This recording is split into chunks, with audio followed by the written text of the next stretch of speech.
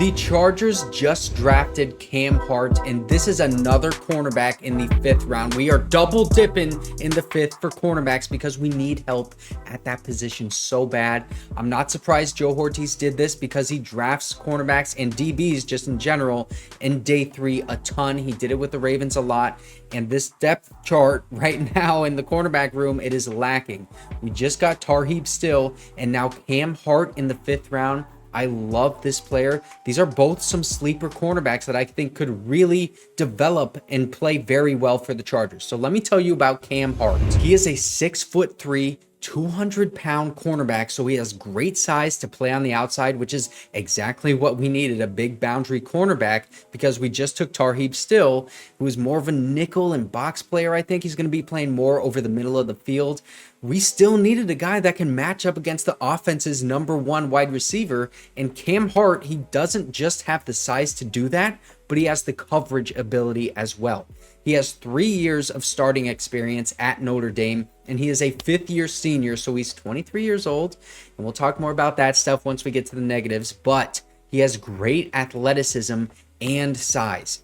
To be that big and that explosive, I mean, look at his RAS score right here. It's really rare to find in a cornerback, and he made Bruce Feldman's freak list because of his athletic traits. Now, he doesn't have the long speed, really, but the explosiveness, the quickness, he's fluid at times. Sometimes he is tight in the hips, but still, he's good in press coverage and in off coverage. I love the confidence that he plays with in zone coverage, and he's very physical when he's coming downfield in zone coverage, like breaking on a route. But also, he doesn't really get penalized a lot. I mean, he stays disciplined when he's coming down the field. That's one thing about Tarheeb Still, is that he had 18 penalties.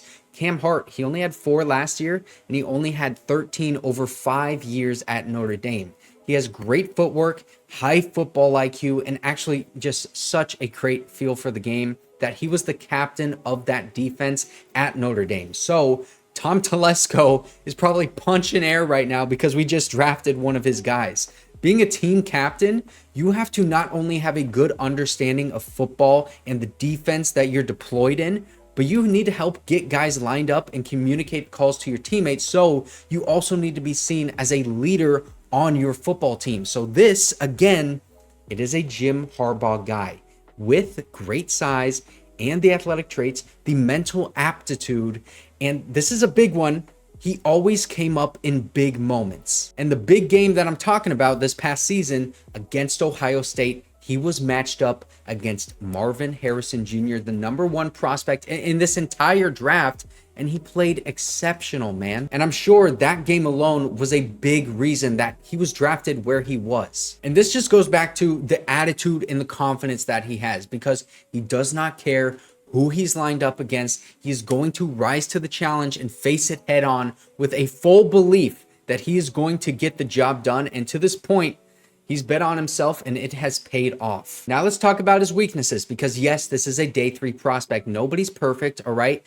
As a prospect, his weaknesses are, well, first one, he's a former wide receiver, okay? So I can see that because he's got a good feel for routes and zone coverage, but he doesn't have a ton of ball production, and that's typically the thing that you would see from a former wide receiver. He has 11 pass breakups and 2 interceptions over 5 years, with 3 full years of starting snaps. So where is the ball production? I mean, does he not have the ball skills, or was he just unlucky and not given the opportunity to snag some interceptions? I mean, did they move him to cornerback because he did not have those ball skills? Another thing, he's not really consistent in run support, and sometimes once he loses on a route initially, he's not really able to gain that ground back with his speed. He does have the explosiveness. I mean, you guys saw that RAS score, but the speed, it's not really there. He's more quicker than fast, really. And also, this is the biggest one. He has some injury and age concerns because he has had some shoulder injuries, and he's missed some time because of that.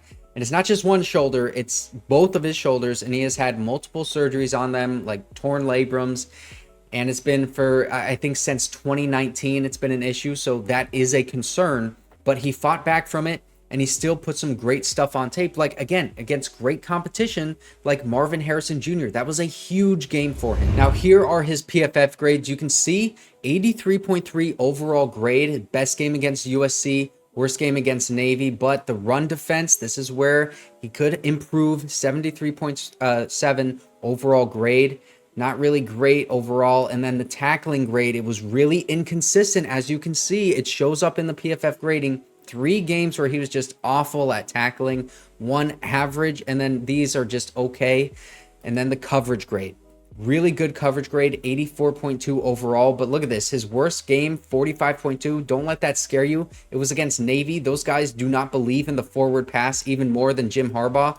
Only 4 coverage snaps, so it wasn't a good sample size. This one is just kind of like an outlier by PFF.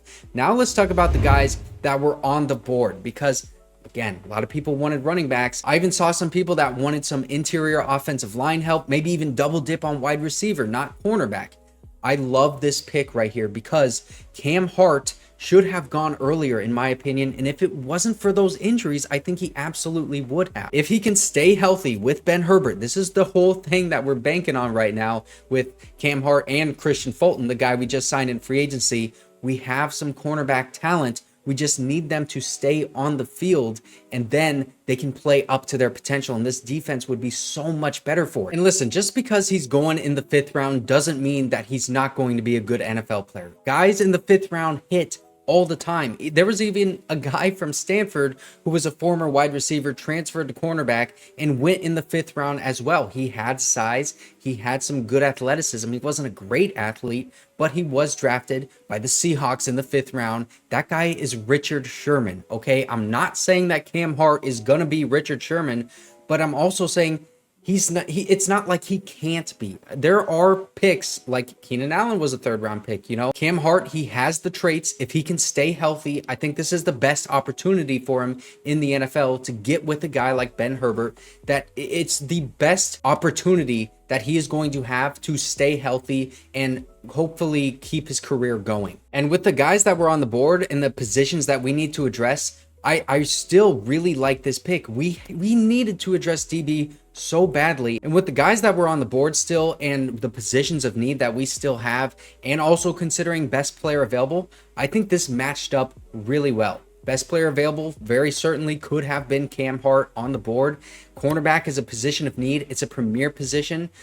Just because we just drafted one, it's not going to stop us from taking the best player available on the board if it is still a cornerback. So I love that they are double dipping here in the 5th round.